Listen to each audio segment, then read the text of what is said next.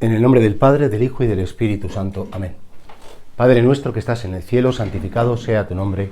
Venga a nosotros tu reino. Hágase tu voluntad en la tierra como en el cielo.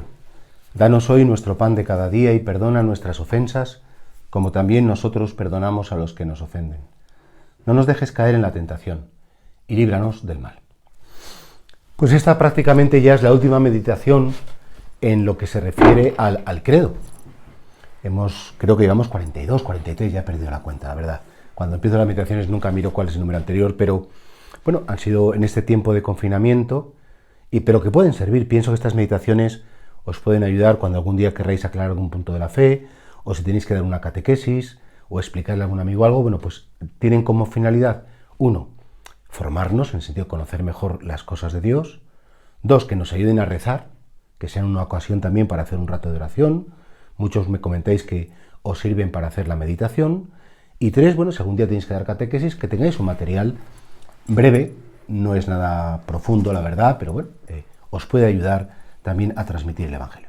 Fijaos, la última meditación, el título es, cuando dice, creo en la resurrección de la carne y la vida en el mundo futuro, hay una realidad en la que todavía no he entrado de lleno, que es la resurrección de los muertos y el juicio final, la vida en el mundo futuro, que da lugar a esa nueva creación que de algún modo se da ya en la resurrección de la carne. Mirad, que existe el juicio y que a la vez que el juicio, ese juicio universal, se va a dar la resurrección de la carne, es algo que la Iglesia siempre ha enseñado porque es lo que enseñó Jesucristo. Entonces no tenemos ningún interés especial en meter miedo, ni en decir hoy que esto se va a acabar, sino que, bueno, efectivamente las cosas materiales, por su propia definición, tienen límites. No son cosas infinitas, son cosas finitas. Y como indica su nombre, están llamadas a tener un fin. Solo las cosas espirituales pueden tener una razón de infinitud, en sentido de no de haber existido siempre, pero una vez que han comenzado a existir, pueden existir hasta el final, porque no están sujetas a los límites físicos, materiales, corporales. Y por tanto, nosotros sabemos que este mundo está llamado a terminar, que nuestra vida está llamada también a terminar, y que en ese fin habrá un nuevo comienzo. En definitiva, este hecho de que se dará una nueva creación, y la nueva creación, los cuerpos de los que han sido llamados a la vida por el Señor, recibirán ya definitivamente también el cuerpo, no solamente el alma, un sentido de eternidad y una razón de eternidad y un principio, el cuerpo de eternidad. A eso le llamamos la resurrección de la carne. Que no es como la resurrección de Lázaro, o el hijo de la vida de Naín, o la hija de Jairo, que tenemos escenas evangélicas en las cuales Jesucristo resucita a los muertos. Pero a ver, era una resurrección dentro de este cosmos para la muerte otra vez. Sin embargo, nosotros creemos que en la resurrección de la carne es una resurrección para no volver a morir, para la vida definitiva. Y esto a la vez va a coincidir, según las palabras de nuestro Señor Jesucristo, con el juicio universal. Fijaos que Jesucristo dice literalmente en el Evangelio de San Juan, en capítulo 5 dice: será la hora en que todos los que estén en los sepulcros oirán la voz, se refiere a la voz suya, a la voz del Hijo del Hombre, y los que han hecho el bien resucitarán para la vida, y los que han hecho el mal para la condenación. Entonces Cristo vendrá en su gloria, acompañado de todos los ángeles, serán congregados delante de él todas las naciones, y él separará a unos de los otros, como el pastor separa las ovejas de las cabras. Pondrá las ovejas a su derecha, las cabras a su izquierda, y dirá: venid vosotros, benditos de mi Padre, heredad del reino preparado para vosotros desde la creación del mundo. La razón es porque me amasteis, me atendisteis, me cuidasteis, porque estuve enfermo, fui forastero, estuve desnudo. Y también entonces también dirá a los de su izquierda: apartaos de mí, malditos, id al fuego eterno, preparado para el diablo y sus ángeles. Y esto, claro, dices, pues qué antipático. Y dice, bueno, pues son las palabras de Cristo. Y esto nosotros sabemos que es un hecho que va a suceder. Y por eso nosotros como creyentes nos preparamos, ya hemos hablado del infierno, del purgatorio, del cielo, y no tenemos que tener miedo en el sentido al juez.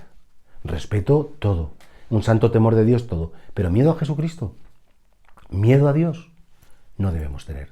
Donde hay amor no puede haber temor. Entonces, plantéate si todo esto te da mucho miedo, si tu relación con Dios es de puro temor o es una relación de puro amor. ¿Cómo te va a despreciar alguien que te ama si tú quieres estar con él? Si tú, aunque hayas pecado, aunque tengas errores, si tú le amas, sabes que no te va a decir apártate de mí. Ese apartaos de mí, malditos, y da el fuego eterno. ¿A quién se refiere? A aquellos que no han querido acogerse a Cristo. Aquellos que con su vida dicen, no, déjame.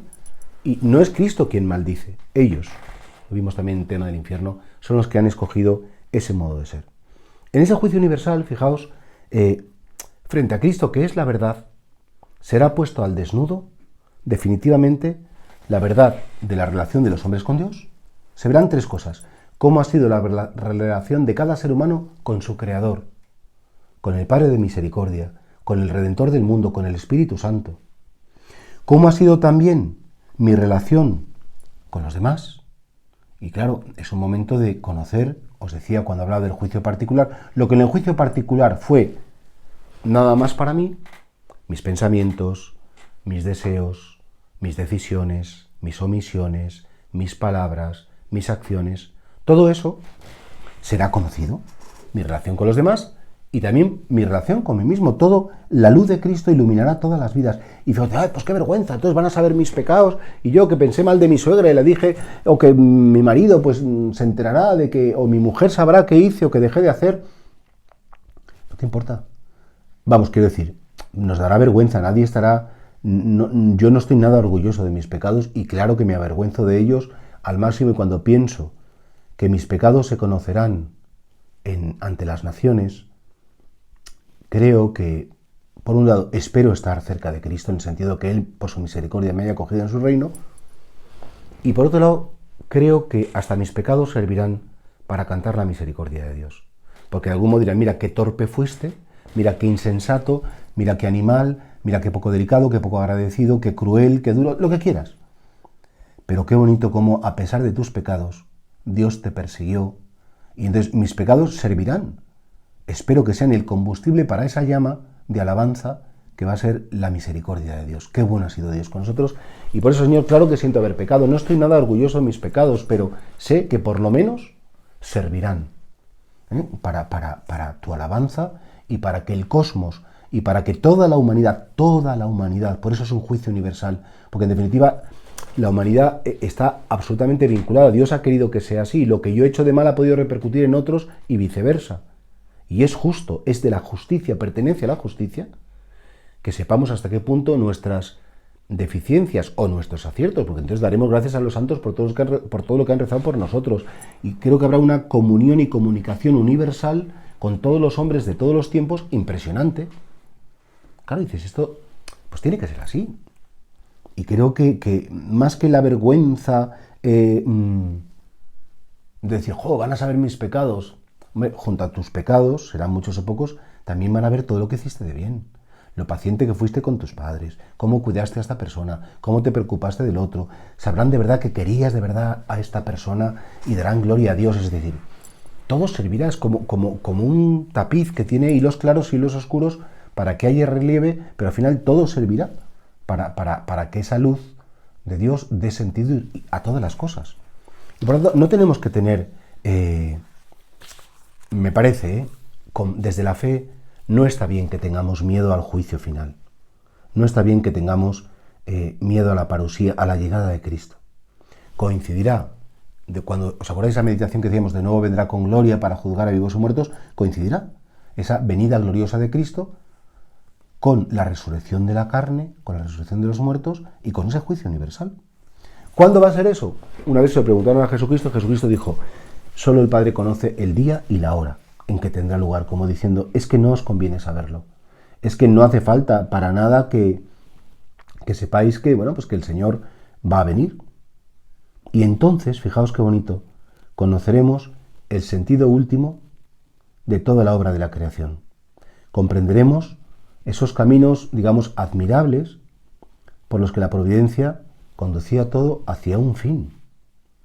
El juicio final también servirá para ver cómo la justicia de Dios va a triunfar sobre las injusticias de los hombres. Qué impotencia, ¿verdad? Y qué Qué rabia te da cuando te das cuenta como tanta gente, ¿no? Que es buena, que ha padecido tanta injusticia, pero es que los chulos siempre se salen con la suya, es que los violentos, los prepotentes, los perturbados, los malvados. Y entonces será el día en el que al final se produzca el triunfo definitivo de la justicia en la mente de Dios frente a la injusticia en la mente de los hombres.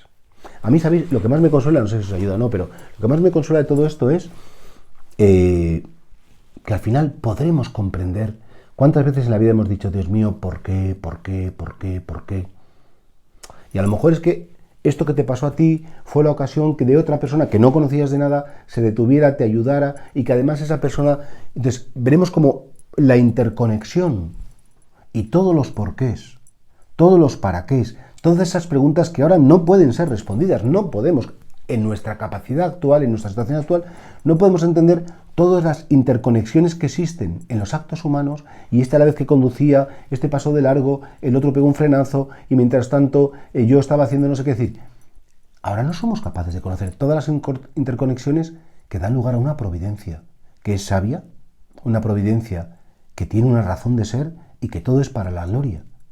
La gloria de Dios, que es la vida de los hombres, y Él es el bien y la felicidad de los hombres. Y por tanto, pensad que es muy necesario el juicio universal. Porque de algún modo el ser humano tiene dentro de sí mismo una necesidad de encontrar un sentido a las cosas. Hemos sido creados para encontrar una razón de ser, una razonabilidad, un sentido a todo. Así es como nos hizo Dios. Y por tanto, si nos ha hecho así es porque al final podremos encontrar ese sentido. No es que tengamos un derecho. No, con Dios no tenemos derecho. Pero sí es verdad que el Señor, si nos ha hecho así, entendemos que quiere de algún modo que lo conozcamos.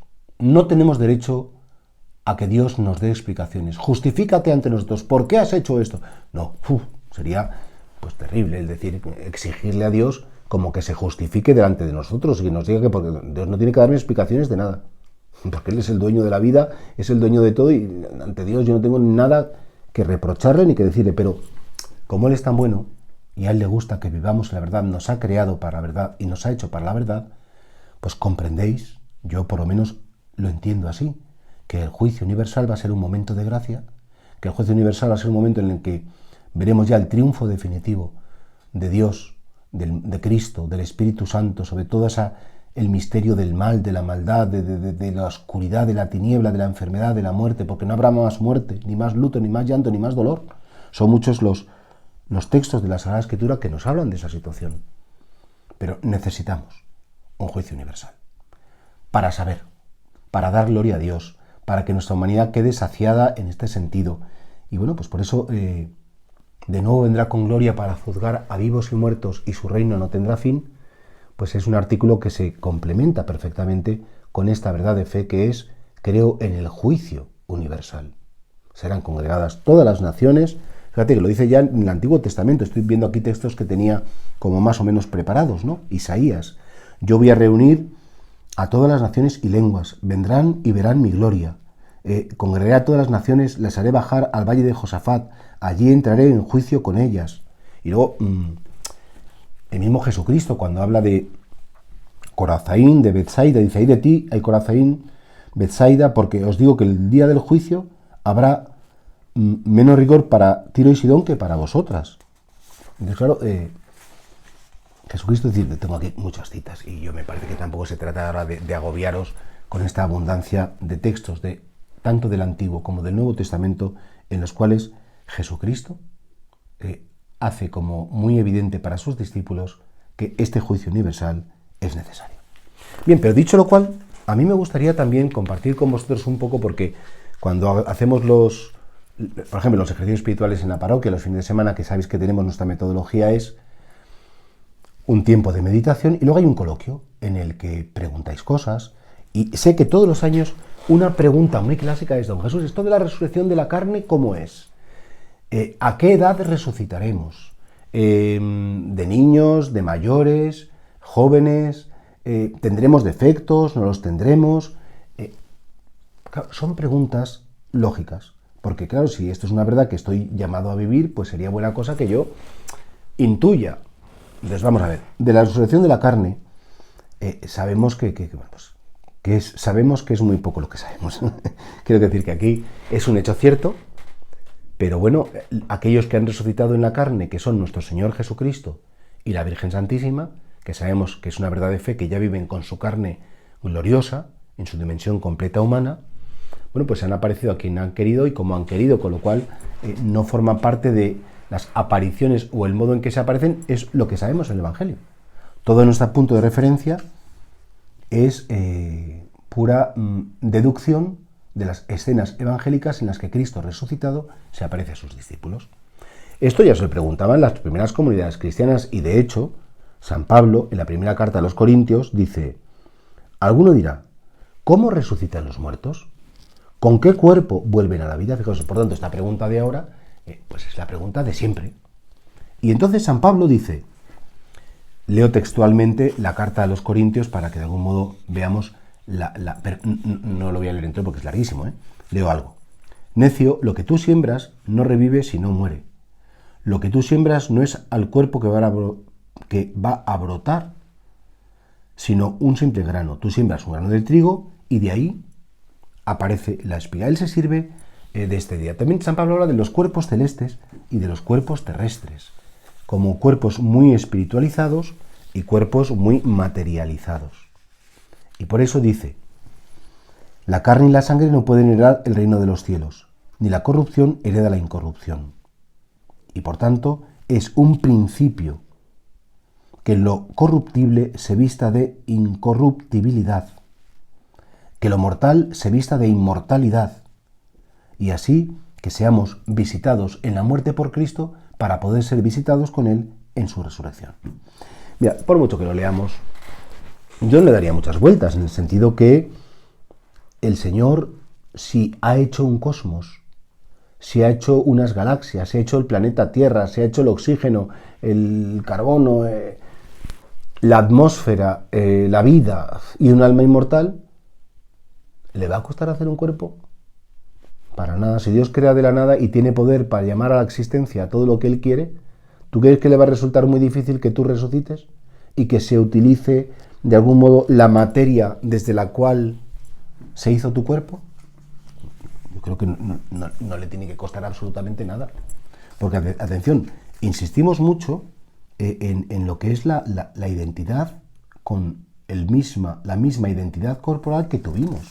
Entonces ahí pues están las típicas preguntas que dicen, bueno, y entonces si las cenizas se tiraron al campo y eso se integró, y si resulta que a esta persona pues se la comieron los peces, o que no seamos complicados en este sentido, sino que creo que está claro que la Iglesia siempre ha dado a la dimensión corporal un respeto. Ahora que está tan de moda el tema de los cenizas, tirarlas, tal, salió un documento de la Iglesia diciendo no puede hacerse eso porque el cuerpo es, primero, un lugar santo donde ha estado la gracia de Dios, y en segundo lugar porque ese cuerpo que enterramos será llamado a la vida.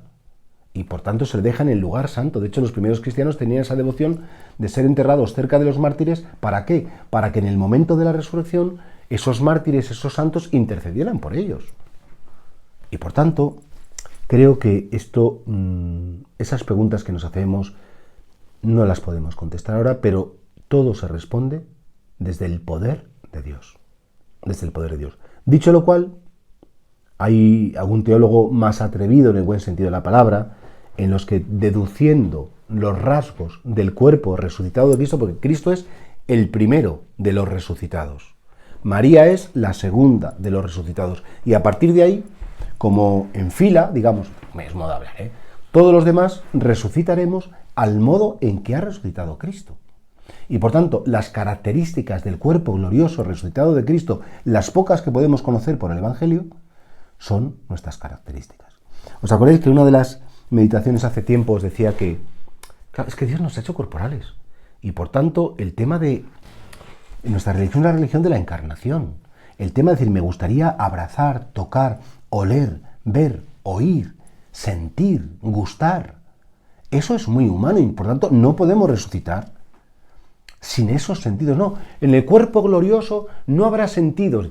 Bueno, habrá vista, habrá tacto, habrá gusto, habrá olfato, habrá oído, los sentidos corporales. Y los sentidos también que Dios nos ha dado en sentidos mentales, psicológicos y espirituales. ¿O es que el cuerpo de ahora no tiene nada que ver? O sea, no, entonces, esa razón, pues resultamos sin mano. No, ya no me hace falta la mano porque como me muevo, con identidad corporal. Saber que te voy a ver, saber que te voy a besar, saber que te voy a abrazar, que voy a oler tu perfume, que voy a comer contigo porque tengo gusto, o beber contigo, saber que puedo saltar, reír, sentir, gozar, humanamente, eso es la resurrección de la carne. Somos unos cuerpos espirituales que están todo el día gloria y alabanza. Lo haremos, porque hay que dar gloria y alabanza a Dios, por supuesto, pero junto a eso, muy humanos, muy humanos. Y claro, pues con todos los sentidos corporales purificadísimos, pero al 100% de sus posibilidades. Y esto es bien bonito, porque los sentidos son buenos. Y Dios no nos va a dar una vida como limitada.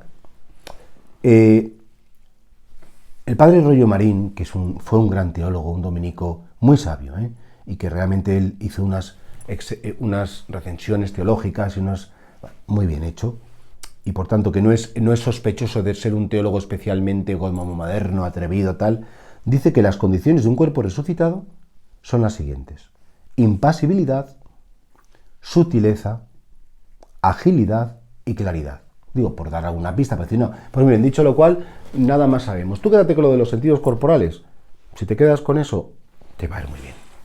En primer lugar, la impasibilidad del cuerpo glorioso procede del dominio que el alma, o sea, va a haber un equilibrio y una armonía tal entre el alma y el cuerpo que el dolor va a estar desterrado para siempre. Por tanto, primera idea, el cuerpo resucitado y el alma que anima a ese cuerpo resucitado, porque no hablamos de la resurrección del alma, el alma no ha dejado de existir nunca, el alma no ha muerto, hablamos de la resurrección del cuerpo.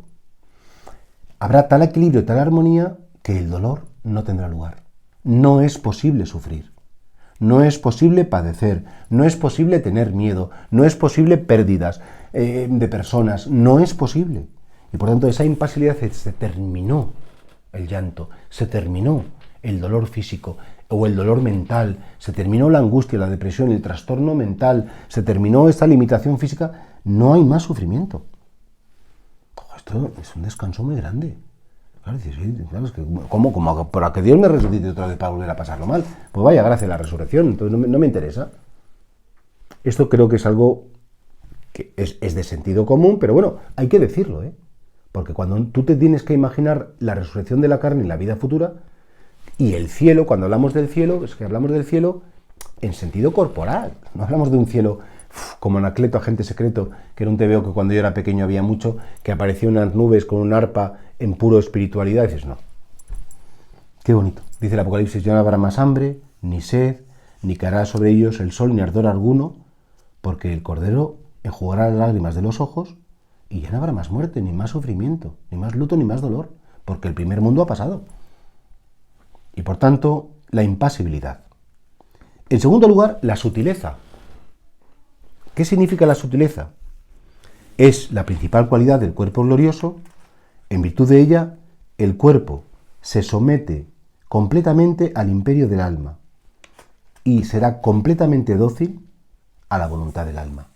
Con lo cual, esta sutileza quiere decir que todos los sentidos externos e internos obedecerán a la voluntad del alma, que podrá usar de ellos en la forma que quiera. Esto es la sutileza. O sea, el cuerpo glorioso no es un cuerpo vaporoso, es un cuerpo tangible, palpable, como el de nuestro Señor Jesucristo, como dice Tomás, el apóstol. Ven, Tomás, trae los dedos y mételas en mi llagas, trae la mano, métela en mi costado.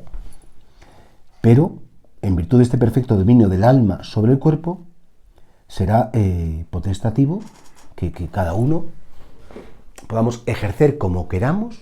O sea, que ya no habrá un dominio de los sentidos sobre nosotros, sino un dominio de nosotros sobre los sentidos. A ver, que lo mismo me estoy liando y lo estoy explicando mal, pero la sutileza quiere decir que habrá tal equilibrio entre el alma y el cuerpo que efectivamente yo dominaré todos mis sentidos. Todo. Están ahí, pero un perfecto equilibrio. En tercer lugar, una tercera característica es la agilidad. Los cuerpos bienaventurados podrán trasladarse cuando quieran a sitios remotísimos, atravesando distancias fabulosas con la velocidad del pensamiento. Nuestro Señor Jesucristo de repente aparece, desaparece, está aquí, está allí, porque ya no dependes de las condiciones de la materia. Y por tanto esa agilidad me da la cualidad o la capacidad de poder estar instantáneamente donde yo quiera, con quien yo quiera.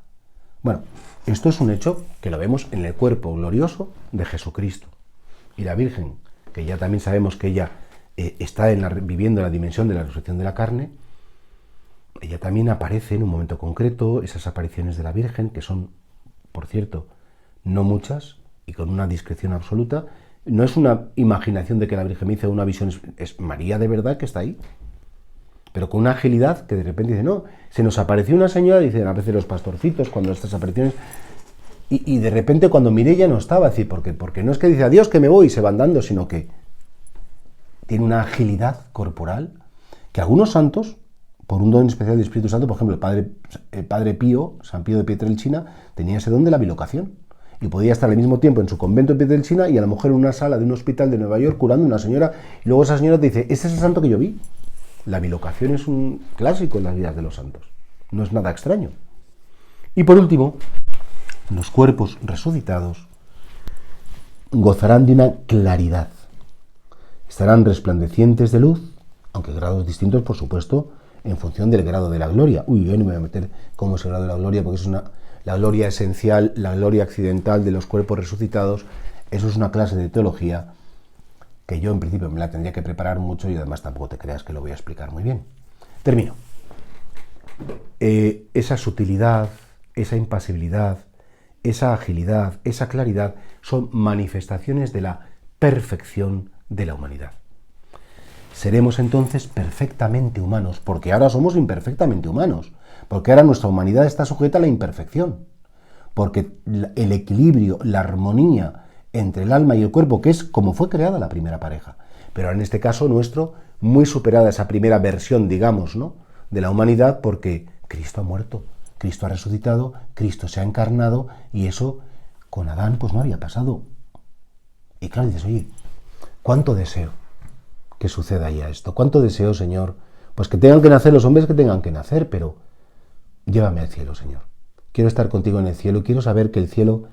Dice, no, la visión beatífica. Dice, pues vaya, rollo. Yo me imagino a veces la visión beatífica como todos en un cine viendo una pantalla, viendo a Dios. Digo, pues vaya, yo lo que quiero es saltar, moverme, nadar. No sé, a mí de pequeño me gustaba mucho ir a pescar. Yo qué sé, lo humano, todo lo humano, perfecto.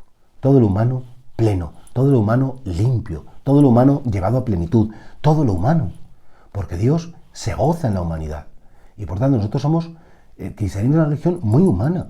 Y muy carnal, muy corporal, pero carnal en el buen sentido de la palabra, no carnal de la carnaza ahí de aprovechar mis sentidos para tener un placer egoísta, todo lo contrario, saber que la carne es el encuentro con Dios también, y que yo doy gloria a Dios con mi carne, y con mi corporalidad y con mi espiritualidad, y por tanto creo en la resurrección de la carne, creo en la vida eterna. Es un modo muy bonito de concluir el credo y decir, mira, ¿para qué ha venido Jesucristo a la tierra? Pues para esto, para esa primera versión de Adán, que lo malogramos nosotros, como darle una versión ya definitiva, inmejorable, llevada a los límites de sus posibilidades, por su pasión, muerte y resurrección. Todos lo debemos a Cristo. Todos lo debemos al Espíritu Santo, que es el santificador, y todos lo debemos a Dios Padre, que nos llamó a la existencia. En definitiva, nuestra relación con Dios, ¿cómo no va a ser una relación de gratitud? Una relación de alabanza, una relación de perfecta comunión con Él, de pedirle su misericordia para que podamos alcanzar estas promesas. Ruega por nosotros, Santa Madre de Dios, para que seamos de alcanzar las promesas de nuestro Señor Jesucristo, que son estas, las que os he contado. Desde que empezamos el credo hasta ahora, que estamos terminándolo ya, estas son las promesas de Jesucristo, esta es la fe de la Iglesia. Esto es lo que Él nos ha invitado a vivir. Dios te salve María, llena eres de gracia, el Señor es contigo. Bendita tú eres entre todas las mujeres, y bendito es el fruto de tu vientre, Jesús. Santa María, Madre de Dios, ruega por nosotros pecadores, ahora y en la hora de nuestra muerte. Amén.